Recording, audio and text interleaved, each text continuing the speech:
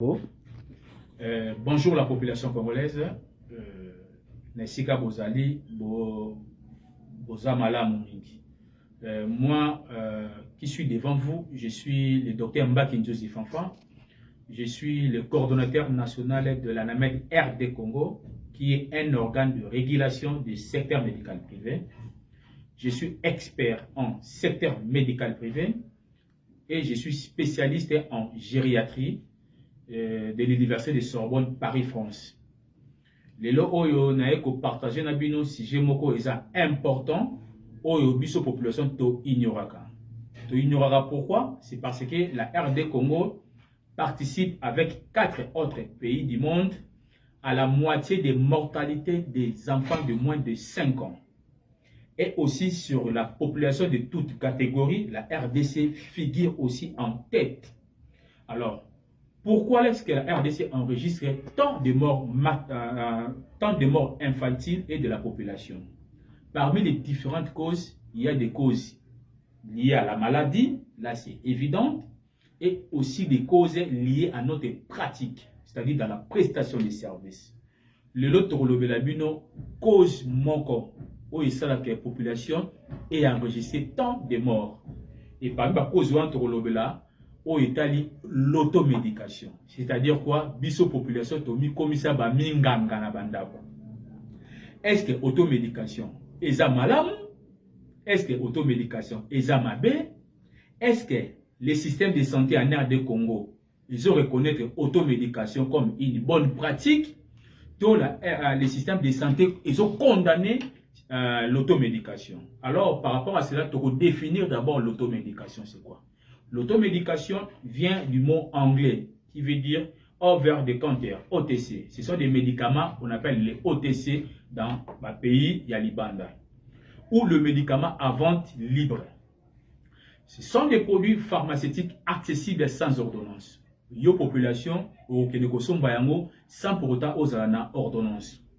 Directement par les dessus du comptoir ou accès libre en pharmacie. Au long pas inayo inde na pharmacie au kosomba kisi. Alors ba automédication voilà oui et traite ba affection bénigne, c'est-à-dire mutakoza na rhume, azana douleur ou là qui n'est pas munganga amoni ki akobebisa mbongo ebele akembala moko na pharmacie kosomba kisi.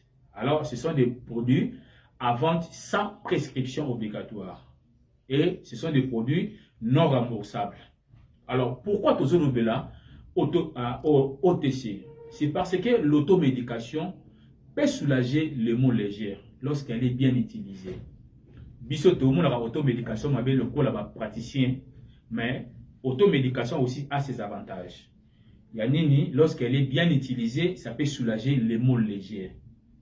Ce sont des produits aussi à accès facile, donc accessible, facilement disponibles dans la communauté. Yango OMS à disposition parmi les médicaments essentiels. Et ce sont des médicaments aussi très bénéfiques pour nos patients. C'est-à-dire, ça donne de meilleures évolutions.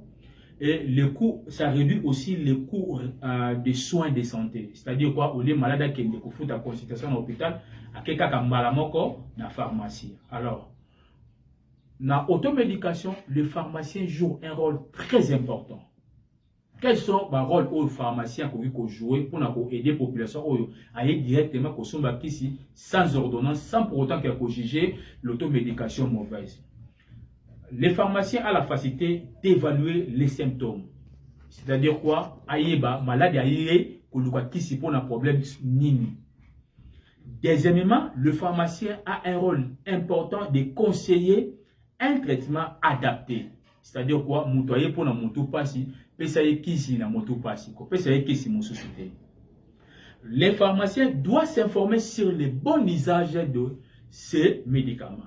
C'est-à-dire quoi? Moutoyer pour son bakisi, et ça m'a bêté, pour cette énumérer bakisi ou l'automédication et puis si population privilège à Okende, que son bakisi dans la pharmacie sans ordonnance.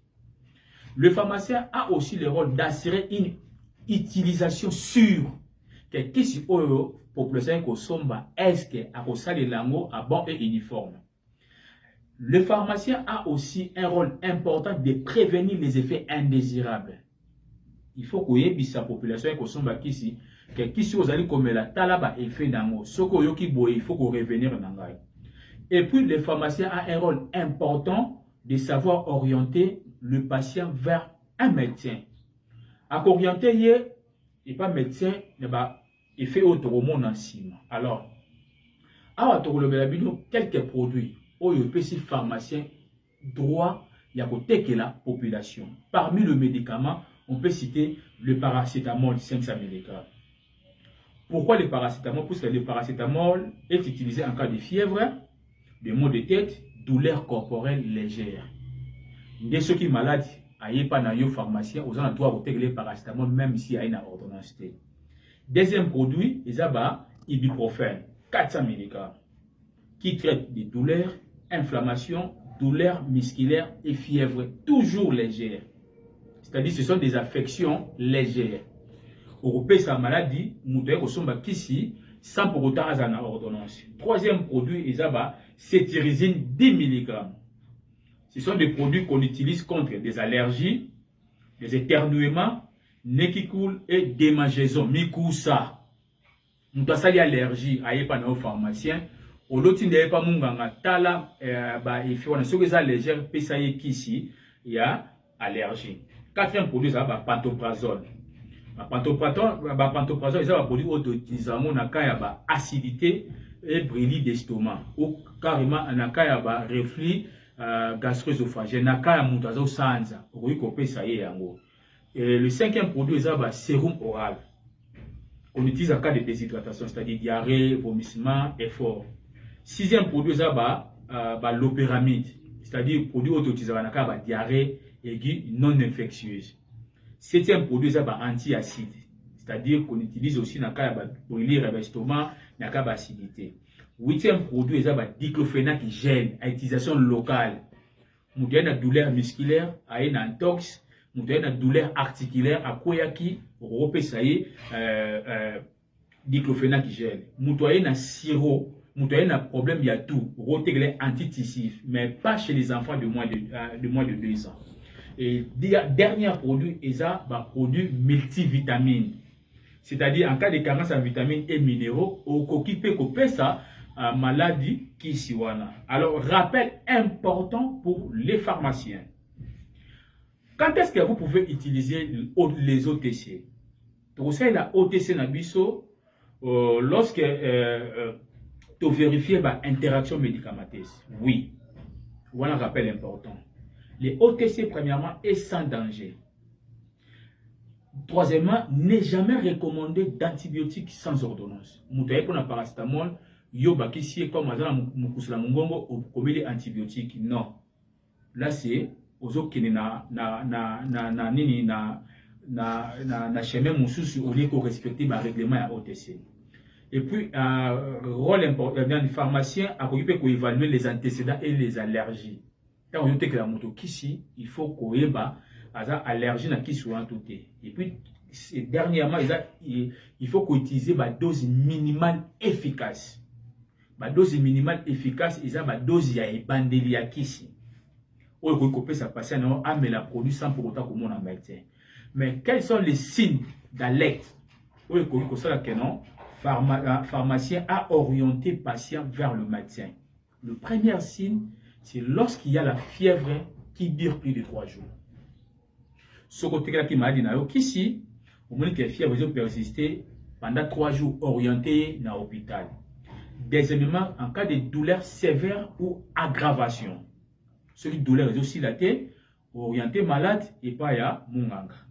Troisièmement, en cas de difficultés respiratoires.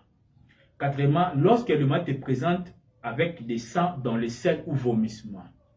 Cinquièmement, lorsqu'il y a des réactions allergiques. Et dernièrement, lorsqu'il y a grossesse, allaitement et enfant, pour técacicité. Pourquoi? Bon médicament, plus bonne dose, plus un bon conseil, égale pratique OTC sécurisée. Car la pratique OTC rationnelle est la première ligne de sécurité du patient. Je vous remercie.